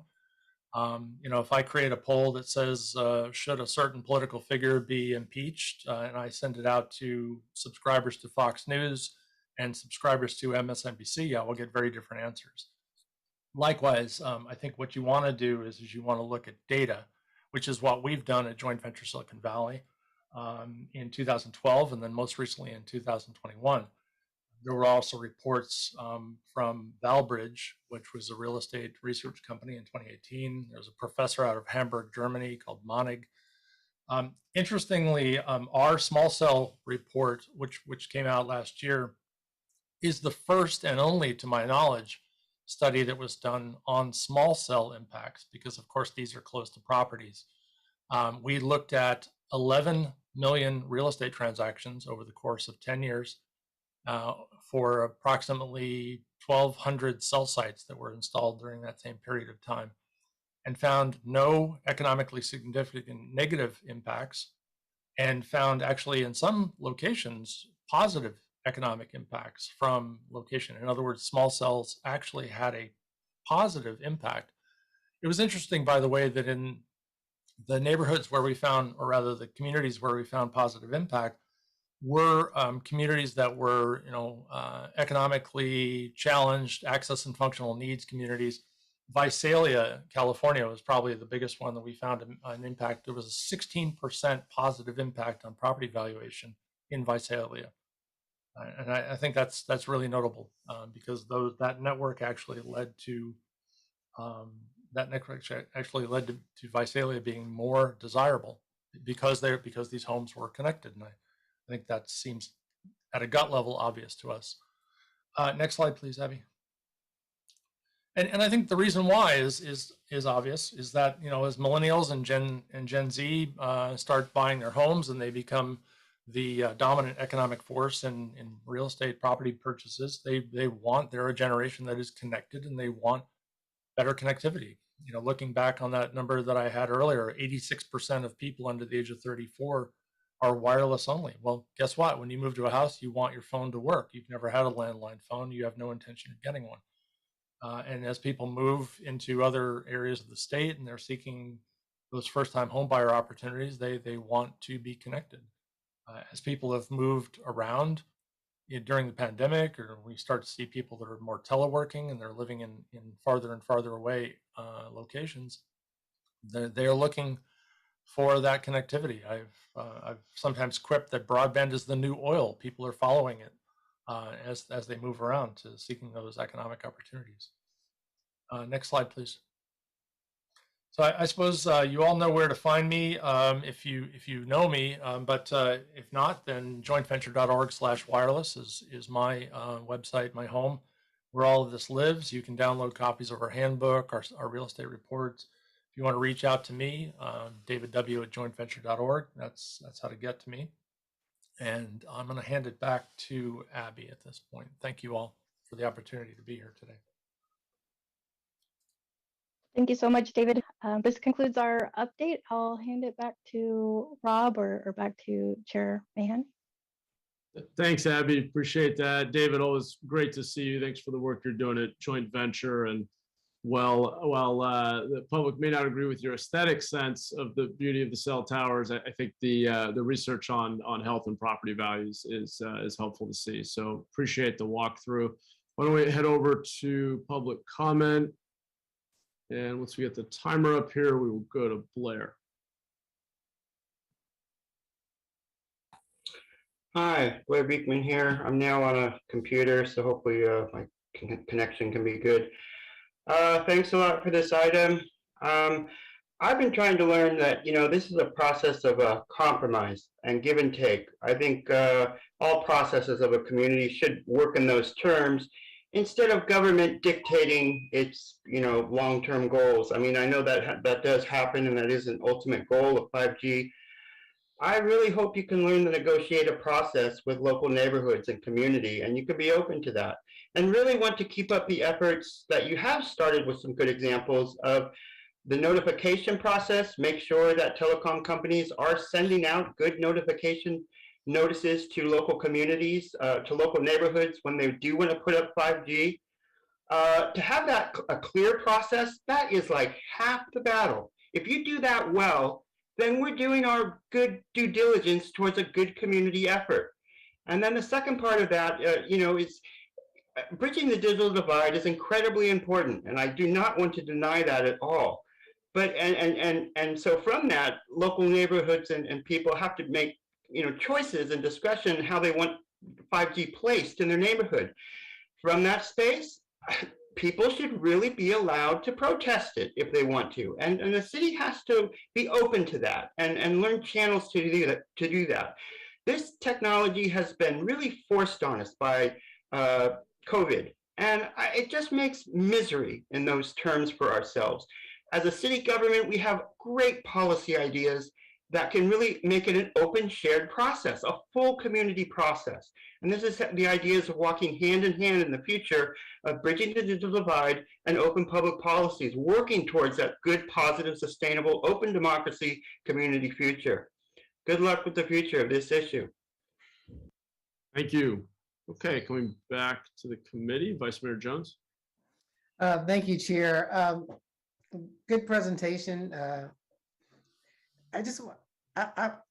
I like all of, probably all of my colleagues has been getting a lot of complaints from our residents. And I'm not going to say it's across the board, but there is a small and very vocal portion of the community that's been very opposed to the small cell deployments. And they're getting their information from, the studies that you referenced and YouTube videos and other sources that aren't reputable. And so my question is there a definitive place that we can direct residents, FCC or some other location where where we can direct them to see some type of definitive statements about the safety of the small cell deployments and small cells? There are, Vice Mayor Jones, and thank you for that question. Certainly, if you wanted to look at the research on this, the ICES would be the best place to go. The reality is, unfortunately, that's sort of written in PhDEs, and so if you're not into really reading academic research, that would be challenging. Probably obviously there are government agencies that have published, and there are websites for a variety of government agencies, including some, some like medical organizations like cancer.gov and such like that. Because people have complained over the years primarily about the concerns that some wireless technologies will cause cancer, but then there are other claims that are made about other health effects. I think probably the thing that I find most useful in this is to really direct people towards the media and their coverage of this topic. And the reason why is because the media is extremely good at boiling things down into things that are consumable by the general public and people that maybe don't have PhDs. I know I send out for the people who attend our regular meetings. Abby gets an email from me every 6 weeks. And one of the things that I do refer people to is we maintain a media tracker. So whenever a reputable media agency like CNET, CNBC, CNN, a lot of C's out there, but the Wired magazine, every time I get an article on this, I put it in my tracker. And that is a live document that we update on a regular basis. And so I would really honestly refer you to that, because I think it's often good for people that would say, well, yeah, those academics, they talk in these strange terms, but what does the media say about this is really, I think, probably the most consumable thing that I would refer people to. And I'm sure Abby could easily send you that, or I could send it to you if you'd like, whatever you think is the appropriate process. But you take a look at that document. Gosh, I want to say it's 5 pages long at this point in small type. There's been a lot of coverage on this topic because, of course, 5G has been top of mind for many people over the course of the last few years. No, I would appreciate that. Happy to. Yeah, it's almost, for some people, it's almost become a religion in terms of their opposition to. For some people, I can think of a few individuals that it is a religion for them. There's one particular person I know that operates out of Northern California, and I don't know where he finds the time or money to travel so widely to oppose things in town that he does not live in. But there's one individual in particular I can think of that it is it's a pious devotion on his part, shall we say. Actually, I think I've met that individual. You probably have. He came down and spoke to one of my neighborhood associations. So yes. Yes. Well, thank you for that. Yeah, of course. That's it, Chair. Thanks, Vice Mayor. Did you want to make a motion? So moved. I'll second. Great, and I want to get us out of here, but Abby, I did have one quick question for you. I really appreciated the tables that showed where we want to be on permit review, where we are. I think that's great. Kind of relevant to our data analytics conversation previously. I'm curious for the permit review on macro cells where we're at 5.7 and want to be at 5 or lower. What insights do we have about why we're above our target, and what's the leading hypothesis for how to get to the target? And I believe that's slide 8.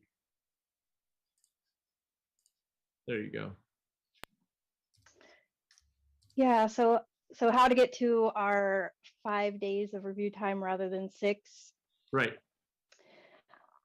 So we've had some staffing outages that led to some additional review times.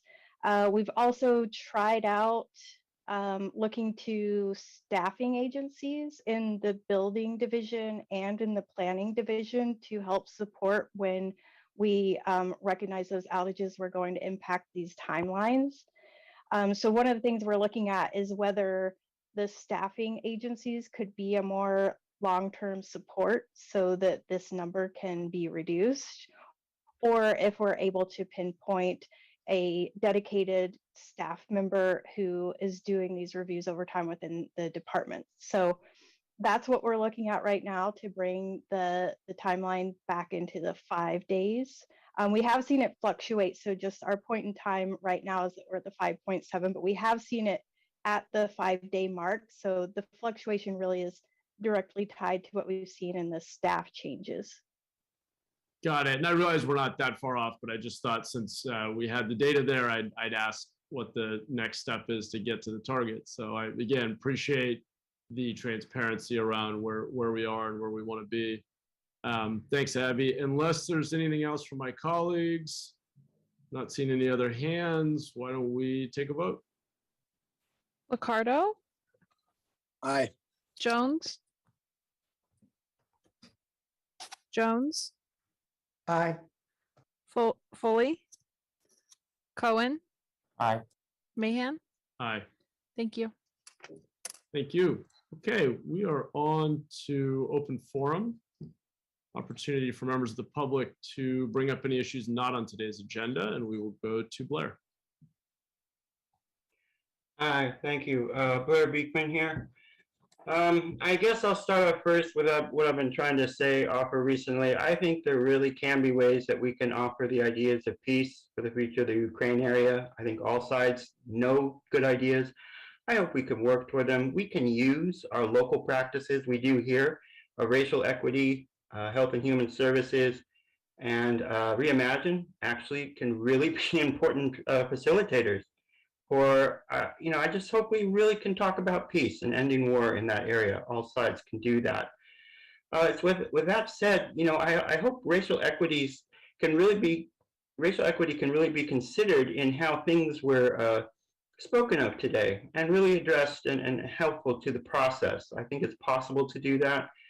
And it's just our better selves coming out. And thanks for that. I wanted to comment that it's my feeling that you guys really have to make efforts to not be afraid to talk about open public policies and accountability, because those are some of the very things you were working on with, say, your first item today and why things were all in yellow. But yet it's difficult to talk about those things openly yet still. Good luck to yourselves how to do that. I think open public policies are the ideas of peace and sustainability, open democracy, community positiveness and getting together. And yet you're too afraid there's going to be an uprising of the masses.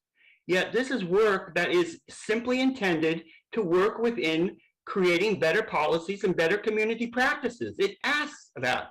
And we have to learn how to say that to each other and learn how to really address that. And when we do, that's bringing out our better selves and our better community practices towards the future of good democracy, open democracy. It's really important, good stuff. Good luck how we can figure out ways to interpret it. Thank you. Thank you. And with that, we are adjourned. Have a great afternoon, everyone. Happy Cinco de Mayo.